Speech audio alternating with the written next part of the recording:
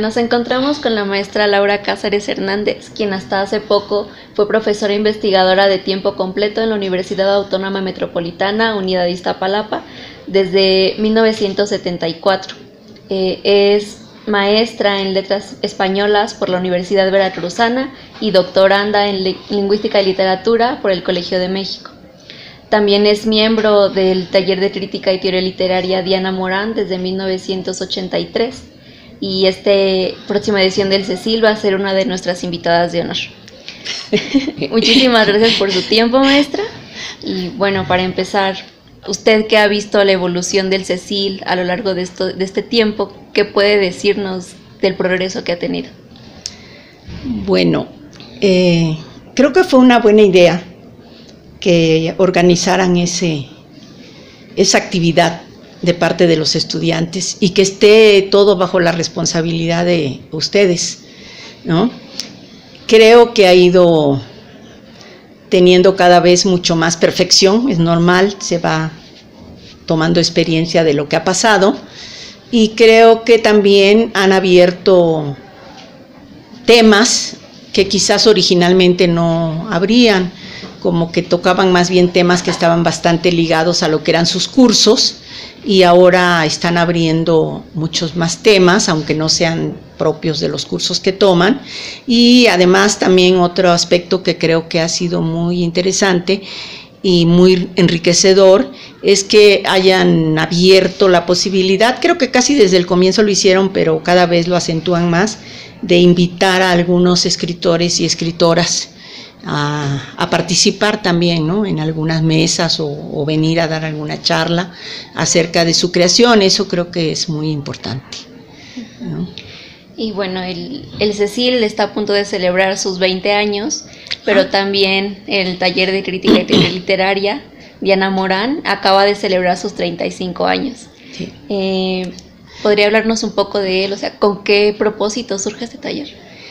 Ese taller fue auspiciado por nuestra querida Aralia López, no nada más por ella, pero ella fue una de las que más lo motivó, junto con Ana Rosa Domenela, Luz Helena Gutiérrez de Velasco y Nora Pasternak, ¿sí? Surgió a partir de la creación de un proyecto interdisciplinario de estudios de la mujer en el Colegio de México, que después, bueno, ahora ya es una maestría y ya no se llama Proyecto Interdisciplinario de Estudios de la Mujer, sino se llama Proyecto Interdisciplinario de Estudios de Género. Entonces, fue en ese ámbito, que era del Colegio de México, en donde nació, con una invitación abierta a las personas que quisieran asistir. Durante un tiempo se crearon unos cursos veraniegos para gente que venía a tomar clases ahí, como un diplomado. No era como era un diplomado, pero ahora no, ya está mucho más oficializado, ya es una maestría y cambió de nombre. Y básicamente pues se ha dedicado a estudiar estos aspectos, no solo desde lo literario. Lo que pasa es que nosotros sí lo que cubríamos dentro del propio proyecto y en lo que participábamos también en ese diplomado era en los aspectos de literatura. Entonces ha evolucionado también. Nosotros empezamos ahí con el taller, ya les dije quiénes lo auspiciaron, pero después decidimos también que ya íbamos a trabajar por nuestra cuenta, independientes, y fue cuando pasamos a Coyoacán, a Basolo 8, en donde una compañera, Gloria Prado, que también llegó desde el inicio, nos presta el espacio. Ella tiene un espacio en Coyoacán, y ahí es donde nos reunimos cada viernes ahora.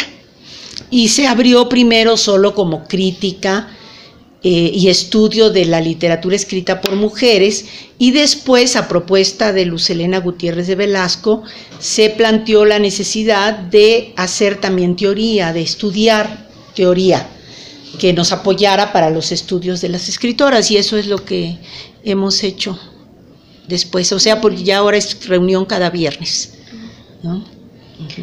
Y bueno, por otro lado, hemos notado que en sus líneas de investigación trabaja Sergio Pitol. Sí. Sí. ¿Qué puede contarnos sobre su obra en general y específicamente sobre sus personajes femeninos?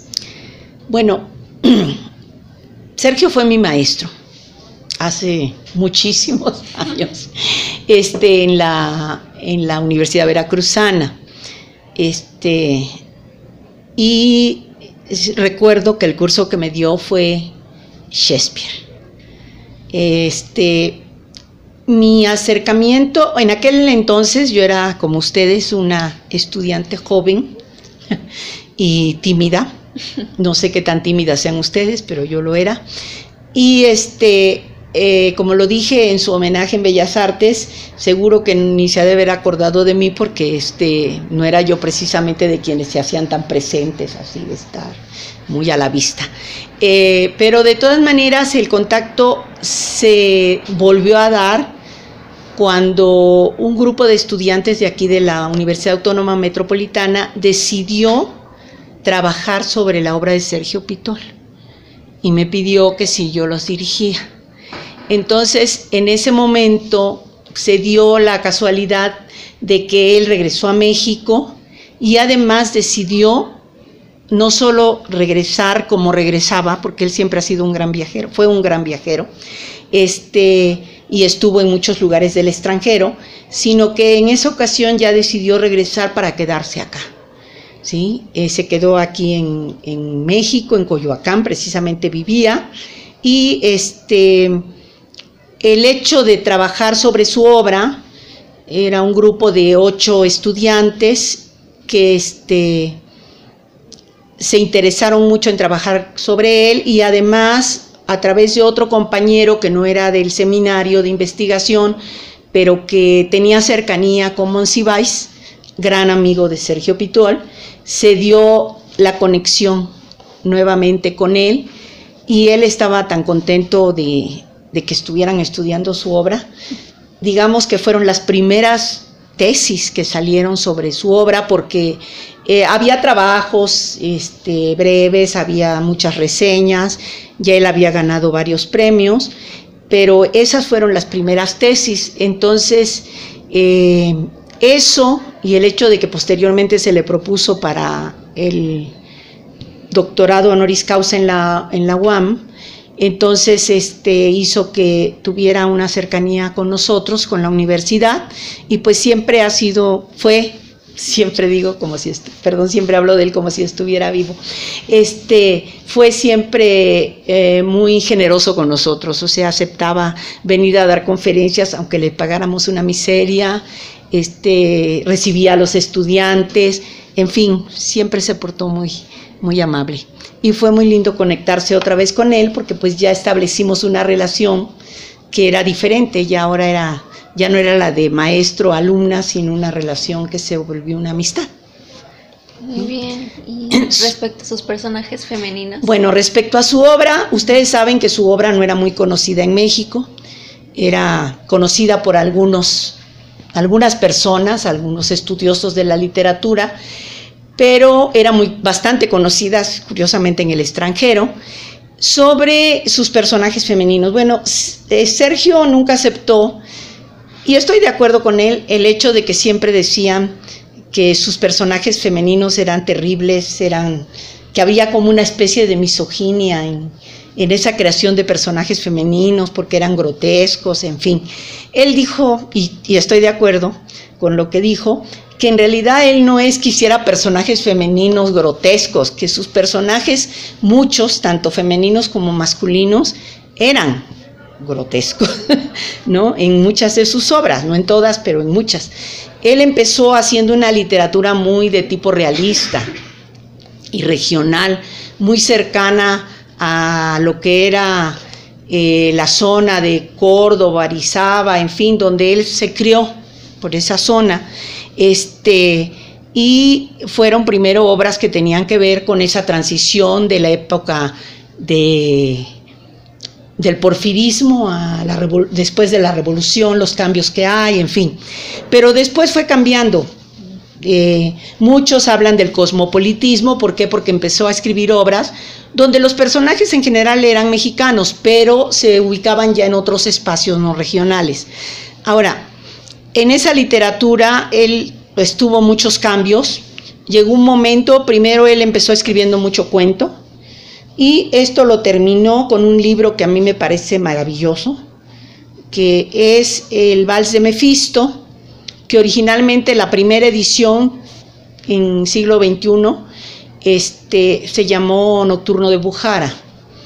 Después ya se cambió a Vals de Mefisto, fue publicado por ERA y por otras editoriales y ya apareció con ese otro título, que es, digamos, para mí es el libro con el que cierra, no que ya no hiciera algún cuento por ahí, apareció otro después, pero es con el que cierra su etapa cuentística en cierta forma, aunque ya había empezado a escribir novela. Entonces su etapa cuentística la cierra con el Vals de Mefisto, y ahí tiene un personaje entrañable, que es la famosa Billy Hopwood, del relato veneciano de Billy Hopwood, que es ese personaje que se supone escribe el relato veneciano, y el personaje del propio relato veneciano escrito por Billy, que es Alice. Claro, Alice, que proviene de Alicia en el País de las Maravillas. Entonces ahí tiene uno de sus personajes femeninos que a mí me parece muy importante. Pero tiene otros, muchos también. Yo diría, pues la falsa tortuga es un personaje también muy interesante, muy enriquecedor en cuanto a lo que es la presentación de lo que podría ser la representación de los funcionarios culturales en México, ¿no? Y entonces la representación de esos funcionarios podríamos decir que se concentra en ese personaje llamado la falsa tortuga, ¿no? Entonces es un personaje grotesco, claro, completamente, ya desde que sea falsa tortuga es grotesco, pero su construcción misma lo es también. Pero en todas las obras hay personajes femeninos muy importantes. O sea que no es propio de que las mujeres escriban o construyan muy buenos personajes femeninos y los hombres no. También los hombres pueden hacer personajes femeninos importantes y entrañables, sí, aunque sean grotescos. Y bueno, acerca de las escritoras mexicanas contemporáneas, ¿qué puede decirnos? ¿Cree que haya algún tema o algún motivo que algunas de ellas compartan o sea recurrente? Sí, otra cuestión también en donde no podemos decir que solo se da en las escritoras, aunque siempre se ha pensado que esto es algo muy femenino, escriben mucho sobre el aspecto familiar, o muchas veces empiezan escribiendo sobre el aspecto familiar, o sea, la construcción de relaciones de familia como un elemento importante en su obra y que muchas veces es un poco su punto de partida. Pero eso no es extraño en los escritores. O sea, las escritoras y los escritores coinciden en eso muchas veces. Ahora, no es extraño, ¿por qué? Porque como se dice, en realidad todo relato es de alguna manera, todo relato literario, ficcional, de alguna manera es autobiográfico en el sentido que siempre va a haber una base o ciertos elementos de experiencias personales, no que sea la vida del escritor, sino que son experiencias de vida que han tenido y que son las que finalmente asientan en la escritura. Entonces, muchos de ellos empiezan con eso, ¿no? Con esas experiencias primero y después a lo mejor van cambiando, y las escritoras no difieren tampoco mucho de eso, también tratan de relaciones personales. Estaba yo pensando ahora en el cursillo que tuvimos de escritoras, Socorro Venegas, sus textos empiezan con una cuestión de relación personal familiar, ¿no? Y hay ciertos aspectos que vemos que van pasando de una obra a otra, que son cuestiones que se ve que la inquietan y que le interesa desarrollar y poner de nuevo en su ficción. Nettel, igual, yo diría que casi que todas, ¿no? Parten mucho de la relación familiar y ya después pueden tratar otros temas. Pero yo creo que esto tiene que ver mucho con eso de las experiencias primeras, ¿no? Experiencias que tienen en la familia y que finalmente las retratan, pero que no por fuerza tiene que ser la vida de ellas, ¿no? Son experiencias que ellas toman y reelaboran. No están copiando su vida, están reelaborando experiencias de vida. Y experiencias de literatura también, porque también lo que leen influye en todo esto que escriben. Así que yo no diría que es un rasgo solamente femenino. Claro. ¿Sí? Y bueno, ya que mencionó el curso de literatura que dio hace poco, ¿con qué objetivo surge este curso de escritoras mexicanas jóvenes? Bueno, en parte por petición de estudiantes, no fue tampoco que se les impusiera, ¿no? Fue un curso optativo, no fue un curso obligatorio de la carrera, y fue a petición de los estudiantes que se planteó darlo, ¿no? Creo que fue interesante desarrollar ese curso. Debo decir que fue mi último curso de licenciatura en la carrera, ¿sí? Entonces, fue muy interesante, nada más que hay una gran producción literaria de escritoras, así que tenía que hacerse una especie de corte, porque hay escritoras ya muy famosas, de las, digamos, a lo mejor no jovencitas, pero jóvenes todavía, muy famosas, y había que hacer un corte. Entonces, pues tristemente algunas no entraron ya, porque si no era un mar de producción que no se podía contener. Entonces, pues se tuvo que hacer un corte en cuanto a tomar los 70 como años de nacimiento, o sea, que hubieran nacido ahí en los 70s, que tuvieran ya obra publicada en algunas editoriales pues conocidas, ¿no? Ya más conocidas que las pequeñas editoriales donde generalmente se comienza como escritoras, que no, luego a veces no se divulgan tanto, ¿no? Ya tenían obra publicada en editoriales más conocidas y además casi que todas ya tenían algún premio. Pero bueno, una de las que se tomó fue a Socorro Venegas, también a Guadalupe Nettel, que sí ya son más conocidas, en particular Nettel, ¿no? Es muy, muy conocida. La otra famosísima, en particular con su novela Temporada de Huracanes. Temporada de Huracanes, pues, es una novela que ahorita está siendo traducida a muchas lenguas. Entonces, esa novela ha sido así como también un hito fuerte.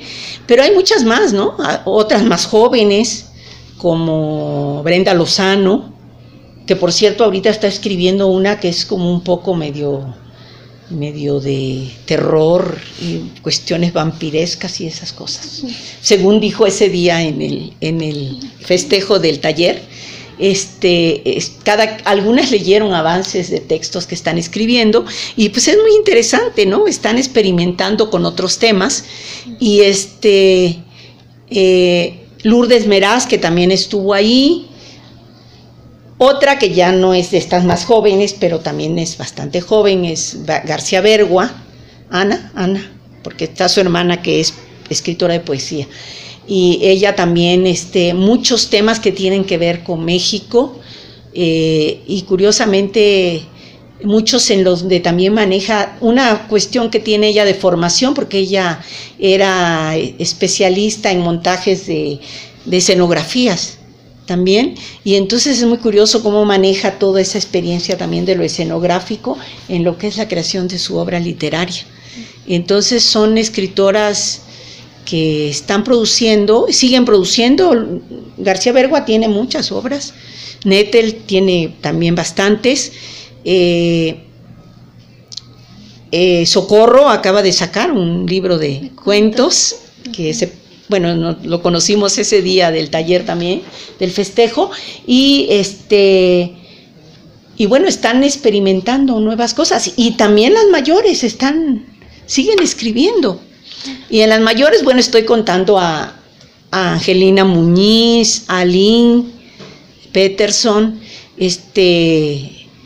la propia Margot, ¿no? Margot Glantz, o sea, siguen produciendo. Y bueno, como ya saben, como muchas de ellas son académicas, pues no solo hacen ficción, ¿no?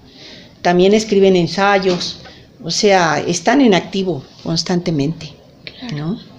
Y bueno, para finalizar, ¿podría recomendarnos 3 obras de literatura donde los personajes femeninos tengan una relevancia importante? Bueno, les recomendaría que leyeran Temporada de Huracanes, si no la han leído. No les voy a contar de qué trata y a lo mejor se sorprenden con el personaje femenino, pero creo que vale la pena acercarse a esa obra por la misma manera en que está narrada, ¿no? Y la construcción de un personaje ahí que se llama La Bruja, o así la llaman en el pueblo, La Bruja. Se pueden llevar alguna sorpresa con él, pero con ese personaje, pero es muy interesante. Bueno, los personajes en Ethel son muy, muy importantes. No diría cuál, porque varían. Por ejemplo, en sus cuentos hay personajes femeninos, pero también hay personajes masculinos muy interesantes. De los personajes femeninos, pienso cómo crea estos personajes femeninos que tienen luego un defecto físico, ¿no? Eso es como una especie de característica en la escritura de ella. También recoge muchos elementos que tienen que ver con lo autobiográfico, pero que no es por fuerza su vida, como vuelvo a repetir, es una elaboración escritural de experiencias de vida. Bueno, está Rosa Beltrán, a la que no he mencionado antes, que no es de las más jovencitas, pero que tiene una obra pues que ha trascendido muchísimo, en donde hay personajes masculinos y personajes femeninos, pero pienso en el personaje que es la hermana del emperador, ¿no?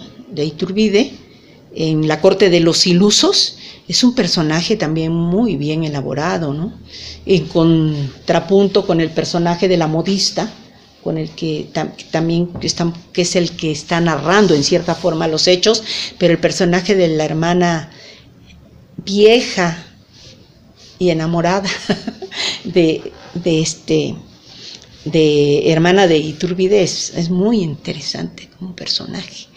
Hay muchos personajes femeninos extraordinarios en la literatura mexicana, no solo de las escritoras.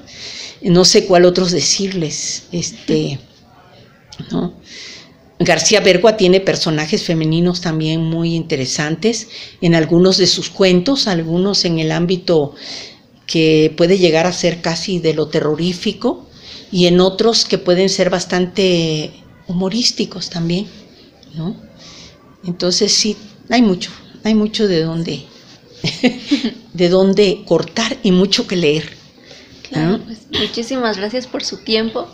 Y estamos esperando ansiosos su ponencia para el Cecil 20. Pues va a ser sobre una escritora que, bueno, es de Zacatecas, pero que algunas de ustedes las trabajaron, creo, y que estudió aquí el doctorado, Maritza, o sea, es una de nuestras egresadas de doctorado, Maritza Buendía, que creo que es una muy buena escritora también. No la mencioné antes, pero ya que das el pie, la menciono, porque sí, es una escritora joven que toca temas muy relevantes ligados con mucho del voyerismo y el sadomasoquismo, temas que son bastante fuertes, ¿no? Pero por otro lado, su escritura es de mucha calidad también. Claro. Muchísimas gracias, maestra, y nos estaremos viendo pronto en el Cecil 20. El Cecil 20, muy bien.